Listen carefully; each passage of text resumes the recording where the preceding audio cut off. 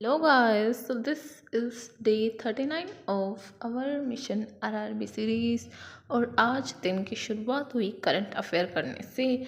और अभी मैं डेली करंट अफेयर पढ़ लेती हूँ और उसमें से जो काम के होते हैं जो मुझे बैंकिंग से रिलेटेड लगते हैं या फिर जो क्वेश्चन आ सकते हैं वो 4-5 ही होते हैं, तो उनको मैं नोट डाउन कर लेती हूँ, क्योंकि अभी से हम थोड़ा थोड़ा करके चलेंगे तब जाके मेंस तक हमारा कुछ कंटेंट होगा करंट अफेयर्स को लेके। तो आप भी अगर आरआरबी पीओ को टारगेट कर रहे हो तो अभी से करना शुरू कर दो, क्योंकि बाद में नहीं हो पाएगा वीरे। और उसके बाद मैंने करी रीजनिंग लॉर्ड के साथ, पुनीत सर के साथ। और अभी मैं कर रही थी मिसलेनियस, क्योंकि अगर मिसलेनियस में आपकी स्पीड नहीं होगी तो आपके पास पजल करने के लिए टाइम नहीं बचेगा। तो आपकी रीजनिंग में स्पीड हो, दिस इज़ वेरी इम्पोर्टेंट, चाहे वो मिसलेनियस हो या फिर पजल हो। उसके बाद मैंने डायरेक्शन के 1-2 क्वेश्चन किए थे और मुझे लगता है डायरेक्शन के क्वेश्चंस थोड़े से ट्रिकी हो सकते हैं। अगर जब दो इंसान हो और अलग अलग पॉइंट से स्टार्ट कर रहे हो और बाद में एंडिंग में उनका मीटिंग पॉइंट दिया हो तो वो थोड़ा हार्ड हो सकता है। और तो सब कुछ सही है। और उसके बाद मैंने दिया एक SBI PO का मॉक। और क्या मॉक था ये, मतलब इंग्लिश ठीक हुआ, रीजनिंग में ठीक हुआ।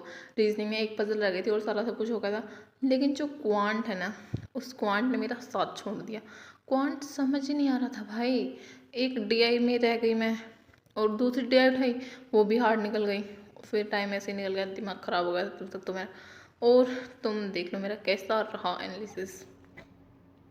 मैं थोड़ी सी लालची हूँ guys, I am sorry for that.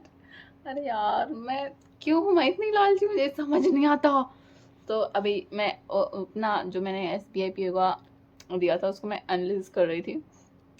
Quant में मैंने कितने क्वेश्चन किए होंगे, तुम थोड़ा गेस करो मैंने 30 में से कितने क्वेश्चन किए होंगे।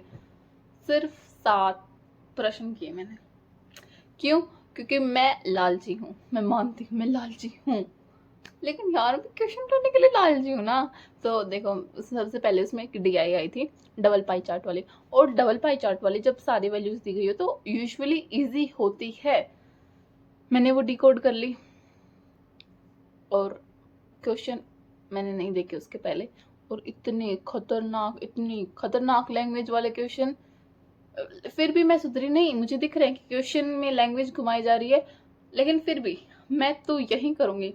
मुझे लगता है मैं ग्रीडी हूँ और मैं इगोइस्टिक भी हूँ, क्योंकि मुझे पता चल गया था कि वो गलत है, मतलब गलत नहीं, हार्ड है।